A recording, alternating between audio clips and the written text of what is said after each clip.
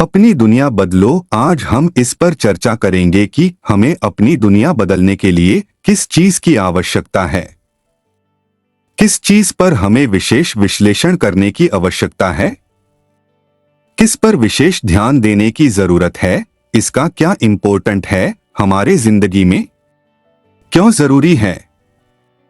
इसे 6 चरणों से 6 भागों से समझने की कोशिश करेंगे। वीडियो थोड़ी लंबी जरूर होगी, इसके लिए हमें खेद है, पर समझना उतना ही आवश्यक है। जिंदगी के इंपॉर्टेंट मिस हुआ मतलब जिंदगी मिस हुआ। इसमें हमारा पहला पॉइंट होगा माइंडसेट। माइंडसेट हमारा इस बात को शेप देता है, आकार देता है कि क्या हम विश्वास करते हैं, क्या हम बिलीव करते हैं, क्या हम सीख सकते हैं, क्या हम चेंज कर सकते हैं, क्या हम बदल सकते हैं, क्या हम ग्रोथ कर सकते हैं या नहीं कर सकते हैं। हमारा माइंडसेट इस बात को शेप देता है, आकार देता है। हम क्या बिलीव करते हैं, हम क्या सीख सकते हैं, हम क्या चेंज कर सकते हैं, हम क्या ग्रो कर सकते हैं, क्या नहीं कर सकते हैं। चलिए इन पॉइंट को डिटेल्स में समझते हैं। क्या है माइंडसेट? एक बार एक बहुत बड़ी कंपनी के एचआर मैनेजर ने एक इंटरव्यू पैनल क्रिएट किया। इस पैनल ने कुछ प्रोफेशनल को सिलेक्ट किया, जैसे कि doctor, lawyers, chartered accountant, architect. फिर इन सब लोगों को एक मीटिंग में बुलाया। उन सबसे एक कॉमन सवाल किया गया। उस इंटरव्यू पैनल ने सबसे एक एक करके एक ही सवाल पूछा कि सर आप BMW कब तक खरीद लेंगे। सभी ने अपनी इनकम के हिसाब से जवाब दिया। डॉक्टर ने कहा मुझे 6 से 8 महीने लग जाएंगे। सीए ने कहा मुझे 1 साल लग जाएगा। आर्किटेक्ट ने कहा मुझे 2 साल लग जाएंगे। सबने अपनी अपनी इनकम के हिसाब से टाइम स्पैन बताया कि वह BMW कब तक खरीद पाएंगे। यह था उनका माइंडसेट। वहीं सेम इंटरव्यू पैनल हमारे महान इंडस्ट्रियलिस्ट श्री रतन टाटा जी के घर पर पहुंच गया। उनसे भी वही सवाल किया गया, सर आप BMW कब तक खरीद लेंगे। तब रतन टाटा जी ने कहा कि कम से कम 5 से 6 साल लगेंगे। ये सुनकर इंटरव्यू पैनल बहुत शॉक्ड हुआ। उन्होंने रतन जी से सवाल किया, सर आप इतने अमीर व्यक्ति हैं, इतने सक्सेसफुल पर्सन है, आपके पास इतनी वेल्थ है, आपको फिर भी 5 से 6 साल BMW खरीदने के लिए लगेंगे। रतन टाटा जी ने जवाब दिया कि BMW इतनी छोटी भी कंपनी नहीं है कि मैं उसे 4 से 5 महीने में खरीद सकूं। तो यह उनका माइंडसेट है। BMW का नाम सुनकर उन सारे प्रोफेशनल ने गाड़ी खरीदने की बात सोची। वही रतन टाटा जी ने कंपनी खरीदने की बात सोची। तो इसको ही माइंडसेट कहते हैं। हमारा दूसरा पॉइंट होगा माइंडसेट का क्या महत्व है। आपके स्कल के शेप से लेकर आपके फुट के शेप तक, आपके बॉडी की फिजिकल कैरेक्टरिस्टिक्स शुरुआत से ही कम या ज्यादा प्रीडिटरमिन होती है। बेशक आप प्लास्टिक सर्जरी करवा सकते हैं या किसी बोन को हटवा सकते हैं, लेकिन हम ह्यूमन बीइंग का नॉर्मली हमारे बॉडी के फीचर्स पर बहुत कम कंट्रोल होता है। लेकिन इंटेलेक्चुअल और फिजिकल एबिलिटी के बारे में क्या? जैसे कि बास्केटबॉल खेलना, ड्राइंग करना, मैथ्स की प्रॉब्लम को सॉल्व करना, क्या यह जेनेटिक हैं या सीखेंगे या सीखे हुए हैं?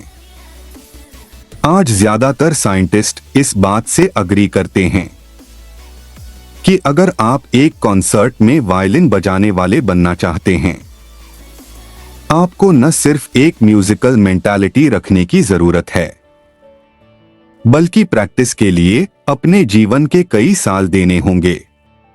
हमारे माइंडसेट का एक इम्पोर्टेंट रोल यह होता है कि हम खुद को और दूसरों को कैसे देखते हैं।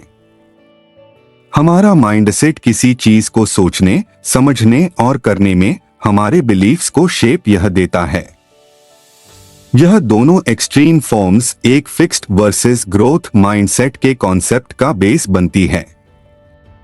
तीसरा पॉइंट होगा फिक्स्ड और ग्रोथ माइंडसेट के बीच अंतर। एक फिक्स्ड माइंडसेट वाले लोग मानते हैं कि वह नेचुरली कुछ ही चीजों को करने के लिए पैदा हुए हैं, लेकिन बाकी की चीजें उनके बस की बात नहीं है। जबकि एक ग्रोथ माइंडसेट वाले लोग मानते हैं कि अगर वह हार्ड ट्राई करते हैं तो वह किसी भी चीज को कर सकते हैं, बस ट्राई करने की देरी है, जोर लगाने की देरी है।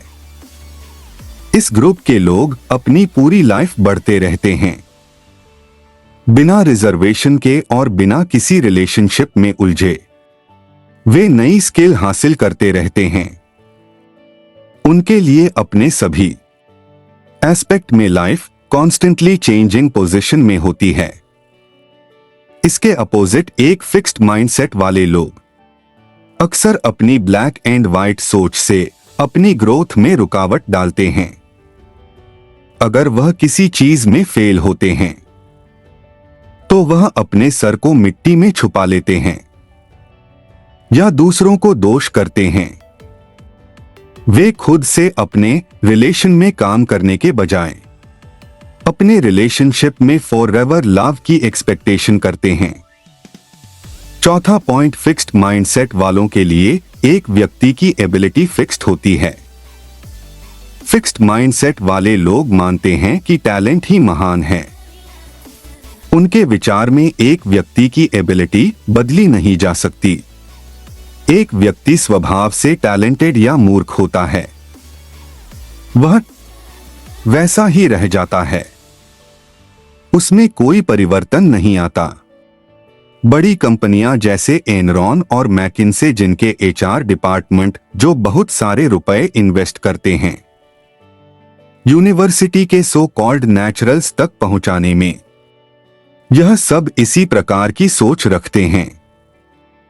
कंपनी अपने एम्प्लॉइज की अच्छी एबिलिटी से उनके परफॉर्मेंस में ग्रोथ की उम्मीद करते हैं, मगर क्योंकि ये एम्प्लॉय बहुत टैलेंटेड होते हैं, इन्हें कुछ नया नहीं सिखाया जाता। रिजल्ट के तौर पर उनके अधिकारी उनकी लगातार जांच करते हैं। काम में कमी होने पर यह सोचते हैं कि क्या उनके टैलेंट में कमी है जो वह यह काम पूरा नहीं कर पा रहे हैं। ऐसी फिक्स्ड सोच रखने वाले लोग सोचते हैं एम्प्लॉय जो पहले दिन अच्छा काम नहीं कर रहे हैं वह आगे भी नहीं कर पाएंगे, इसलिए उन्हें छोड़ना बेहतर है। फिक्स्ड सोच वाले यह मानते हैं कि केवल वह चीजें कर सकते हैं जिसके लिए उन्हें चुना गया है। प्रैक्टिस से कुछ नया नहीं होने वाला। अब क्योंकि वह खुद को और दूसरों को जज करने में तेजी दिखाते हैं, इसलिए वे सोचते हैं दूसरे भी उनके बारे में यही सोच रखते हैं, इसलिए वह खुद को साबित करने में लगे रहते हैं। उनका मानना है कि उनकी एक गलती उनको जीवन भर मूर्ख बना सकती है। अपने ईगो के लिए वह दूसरे की सहमति चाहते हैं ताकि उन्हें बता सकें कि वह कितने टैलेंटेड है। पांचवा पॉइंट तरक्की और विकास ग्रोथ माइंडसेट वालों में ही संभव है। जब ग्रोथ माइंडसेट वाले बच्चों को स्कूल में मैथ्स की कोई प्रॉब्लम सॉल्व करने को दी जाती है तो वे उसे एक चैलेंज के रूप में स्वीकार करते हैं, उसे वैसे ही सॉल्व करते हैं जैसे कि अपने घर में कर रहे हो। वह यह समझते हैं कि जितनी प्रॉब्लम को वह सॉल्व करेंगे उतना ही वह सीखेंगे। ग्रोथ माइंडसेट वाले बच्चों के लिए जिंदगी आसमान की ऊंचाइयों पर होती है। उनकी क्षमताओं का अंदाज लगाना मुश्किल है। हालांकि उनके अच्छे ग्रेड उनकी क्षमता बताते हैं, लेकिन इन बच्चों का मानना है कि वे अपने कार्य, लगन और परिश्रम से बहुत कुछ हासिल कर सकते हैं। वह अधिक ग्रेड या हाईएस्ट मार्क्स पाने में इंटरेस्टेड नहीं होते, न ही वह दूसरे स्टूडेंट से बेहतर बनना चाहते हैं, बल्कि उन्हें इस बात की खुशी होती है कि वे खुद को अपनी पोटेंशियल से ज्यादा काम करवा रहे हैं। भले ही वह म्यूजिक या स्पोर्ट्स हो, खेल या पेंटिंग हो, वे केवल प्रैक्टिसेस करते हैं। वह जानते हैं कि समय समय पर हार या प्रैक्टिस ही उनकी योग्यता में इंप्रूवमेंट ला सकती है। ग्रोथ माइंडसेट के लोग क्रेम डील क्रेम, the best of the best से नई चीजें सीखते हैं। वे बार बार अपनी तकनीक में सुधार व बदलाव लाते हैं, फिर अपनी गलतियों और कमजोरियों पर काम करते हैं। संबंधों के मामलों में वे लगातार अपने पार्टनर को सीखने और लगातार काम करने के लिए प्रोत्साहित करते हैं। स्पोर्ट्स में वे टीम भावना का ख्याल रखते हैं। वे अपने बिजनेस में अपने एम्प्लॉयज को रिस्पेक्ट देते हैं, उनके काम की सराहना करते हैं। कई चीजों पर उनके ईमानदार ओपिनियन की मांग करते हैं, भले ही सच कितना कड़वा हो। ग्रोथ माइंडसेट के लोग प्रॉब्लम का सामना करते हैं, उसे एक रुकावट न मानकर एक चैलेंज मानते हैं। वे अपनी इच्छा से खुद को व दुनिया को बेहतर बनाने में लगे रहते हैं। छठवां पॉइंट, ग्रोथ माइंडसेट वाले विकास चाहते हैं।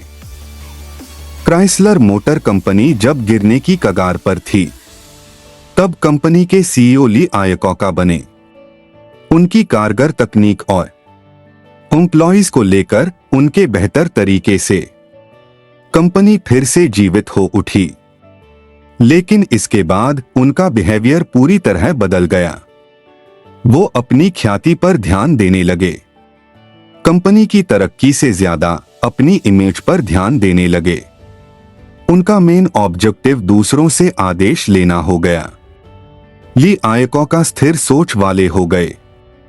वह किसी भी चीज को अच्छा या बुरा क्लासिफाई करने से पहले यह सोचने लगे, लोगों उन्हें विनर या लूजर कहेंगे, क्योंकि वह एक विनर बनना चाहते थे।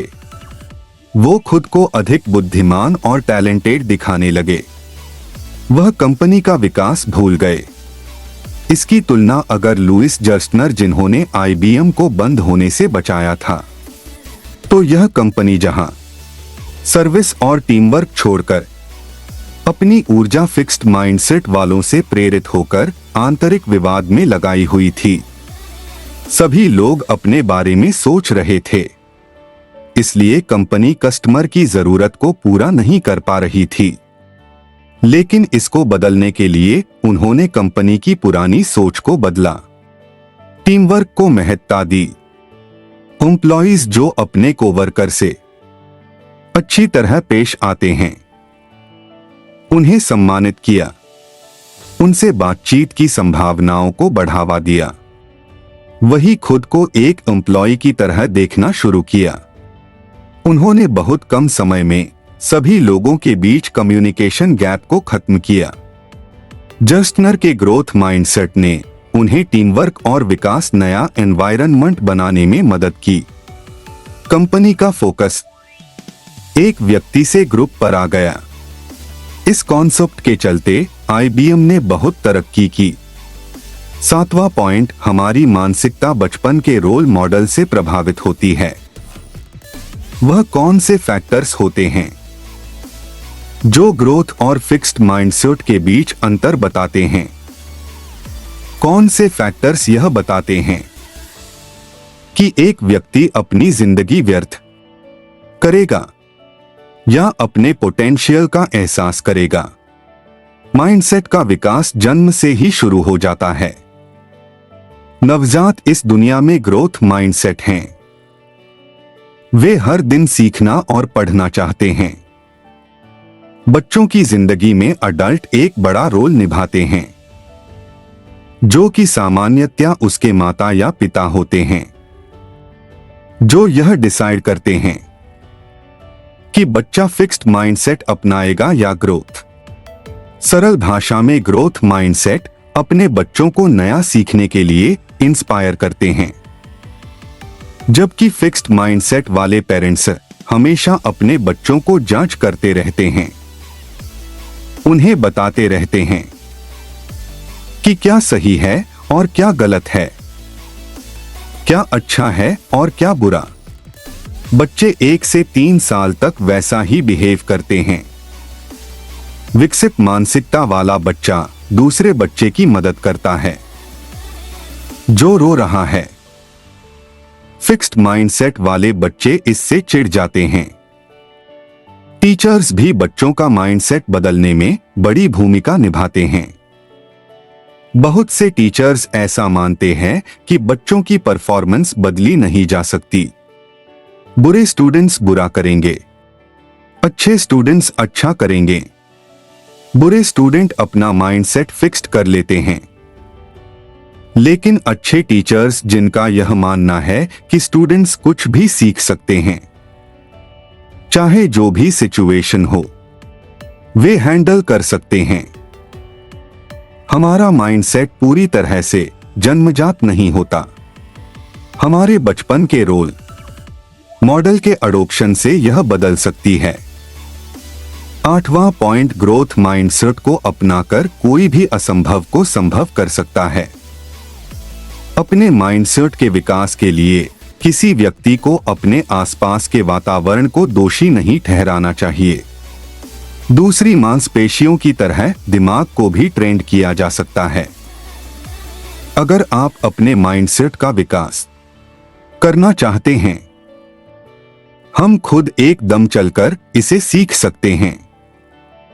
दिमाग के विकास पर काम करते हुए हम दूसरों से सपोर्ट ले सकते हैं। अपनी गलतियों के बारे में और उसे विजिबल करने की दिशा में ठोस कदम उठा सकते हैं, जिससे हम अपने टारगेट को पा सके। ये जानना आवश्यक है कि फिक्स्ड माइंडसेट को आसानी से बदला नहीं जा सकता। इसमें कई वर्षों तक संवेदना की मदद से हम फेलियर से बच सकते हैं।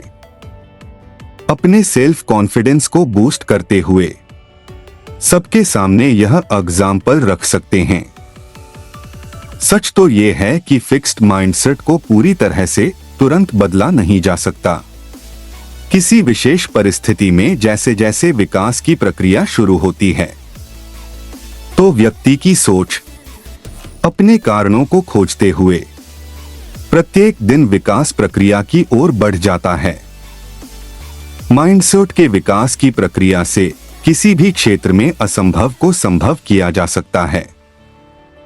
इस संबंध में ग्रोथ माइंडसेट आत्मबल की कुंजी है। आत्मबल की वह ताकत है जिससे कुछ भी संभव है। किसी भी दुर्ग को जीता जा सकता है। धन्यवाद।